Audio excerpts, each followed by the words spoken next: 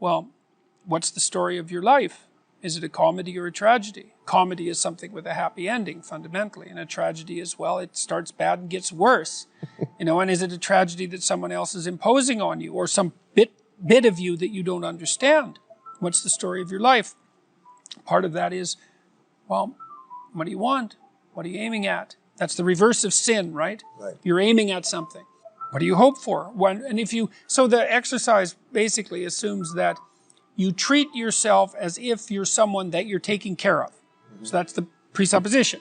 You're valuable, despite your flaws. It would be okay for you, and maybe all right for the universe as a whole, if your life wasn't any more wretched than it has to be. So we could set it up for that. Right. Okay, so now, if you were looking 3 to 5 years down into the future, and you could have what you needed within the bounds of reason, what would it be? What do you want? What do you want from your family? What do you want from your friends? How are you going to educate yourself? What are you going to do for your career? How are you going to take care of your mental and physical health? How are you going to resist temptation? What are you going to do with your time outside of work that's productive and meaningful? You get to have it. It's like knock and the door will open. Okay, you've got to knock first. Well, and then you got to pick the door. And I really like this because it is, you cannot catch something you're not pursuing. So now, if you're pursuing it, that doesn't mean you'll catch it. But generally, you'll catch something interesting along the way. That's the thing that's so cool about this. Let's say you set out a vision, you start pursuing it. You don't get what you were after. But you learn a lot as you move towards that destination. And as you learn, your vision is going to change, and you may end up with something that's better than what you were aiming at to begin with. But that won't happen unless you initiate the journey. That's partly something I learned from the Abrahamic stories, with the story of Abraham in particular, because God calls Abraham to an adventure when he's like 85. It's like, get out of your father's tent, for God's sake. Get out there in the world, right? And really, that's how the story is set up. Leave your family and your tent. It's time to get out in the world. Well, what does he confront? Famine is the first thing, tyranny, and the potential loss of his wife. It's like Abraham must have been going, it's like the tent's looking pretty good. But it's this call to adventure. Okay, so you put together a vision, that's your call to adventure. Get out there in the world and contend with it. Well, you might not get what you want, but you might find what you need. But it won't happen without the pursuit. And that's part of faith, right? Faith is, I'm going out in the world to seek my fortune. And if I do that properly, then the fates will cooperate with me. What you can do is make people more courageous. That's different. So even if you're treating people who are phobic, like agoraphobic, it isn't obvious that you make them less phobic. What is obvious is that you make them more courageous. So if you're treating someone who's agoraphobic and they won't go on an elevator, so they're afraid of an elevator, and you slowly expose them to the elevator, negotiating that, and they get to the point where they can get on the elevator, they're not really less afraid of death than they were. They're more confident of their ability to prevail in the face of adversity. And that you can teach that. And you do that by challenge. You do that through challenge. So if you want to build someone's self-esteem, let's say, but I would say encourage them, then set them a set of optimal challenges and allow them to watch themselves succeed at those challenges, and that will build it right into their bones. People think that the purpose of memory is to remember the past. And that's not the purpose of memory. The purpose of memory is to extract out from the past lessons to structure the future. And that's the purpose of personal memory.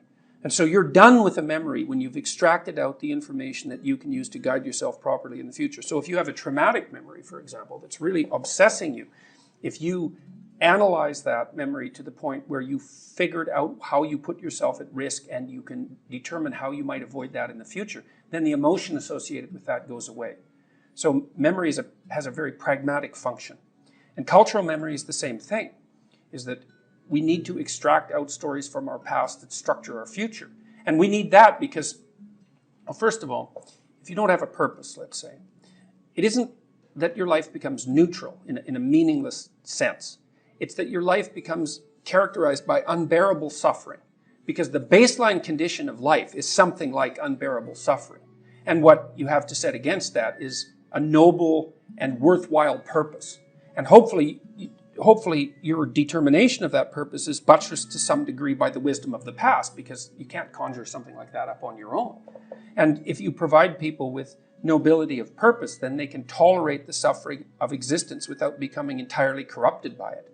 And cultures that don't do that, it isn't even so much that they die, it's that cultures that don't do that are dead. They're done. They don't have a story anymore. They don't have a call to adventure. And then, well, then everyone suffers stupidly as a consequence. It's a very bad thing. So Churchill made the same observation that many of the great psychologists and philosophers made in the early part of the 20th century. It's like, bring the story forward and propagate it and make it the most noble possible story. And then you motivate people to transcend themselves, which they need to do. When people talk to me about watching my lectures, let's say, they basically say one of two things. If it's not just a simple thank you, they say one of two things. A third of them say, quarter of them say, when I listen to you talk, it's as if you're telling me things that I already know. It's like, yeah, well, that's exactly right, because that's what archetypal stories are. They're the description of what you already know. But that can be articulated, and then who you are and how you see yourself and the way you describe yourself all become the same thing. So that's wonderful. Then you're not at odds with yourself, and then you're a functioning unity, and that makes you much stronger and more indomitable than you would otherwise be. And then the other thing that people say, and this is more like 3/4 of them, is that they say, I was in a very dark place. I was addicted. I was drinking too much. I had a fragmented relationship with my fiancée, and I wasn't getting married. Things weren't going very well with my family. My relationship with my father was damaged. I didn't have any aim. I was wasting my time. Some variant of that, some combination of those. And they said, well, I've been watching your lectures. I've decided to establish a purpose. I'm trying to tell the truth, and things are way better. And so, let's say I've done maybe 8 or 9 large-scale public talks in the last 2 months, so that's probably 20,000 people, and about half of them, a third to half of them, have stayed afterwards to talk to me, so that's about 7,000 people who have said that to me. And then people stop me on the street all the time and tell me exactly that story, which is just wonderful. Like, you can't imagine how good it is to be able to go to places you've never been and to have people stop you on the street spontaneously and say, look, my life is way better than it was. It's like, it's so good. And I've got 35,000 letters from people since last August. It's more than that. I can't keep track of them. And it's exactly the same thing. Like a quarter of them say, well, you've given me the words to say what I already knew was true. And thank you for that. I can see that in the audience. It's so interesting because I can lay out a story. People go like this and say, they're doing that all the time. It's like the lights are going on. And that's a really, well, there's almost nothing better than that, to watch lights go on when you're talking to people. It's like, that's just absolutely fantastic. But to get this response from people, my father's about 80.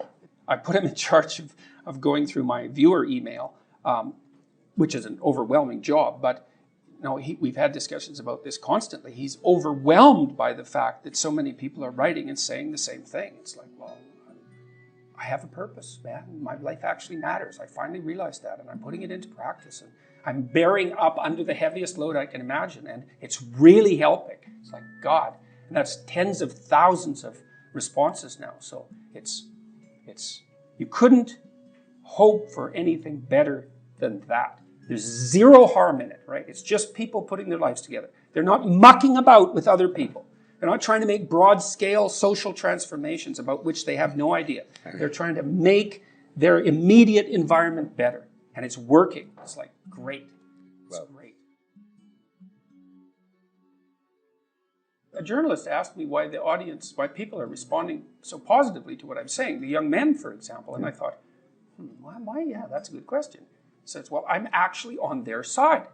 I'm really happy that they're not wasting their lives. I'm really sad to see that people are disenchanted and nihilistic and depressed and anxious and aimless and perverse and vengeful and all of those things. It's terrible. And then to see people question whether that's necessary and then to start to rise out of it. It's like, it's so fun. Like last night I was after my talk. It's overwhelming.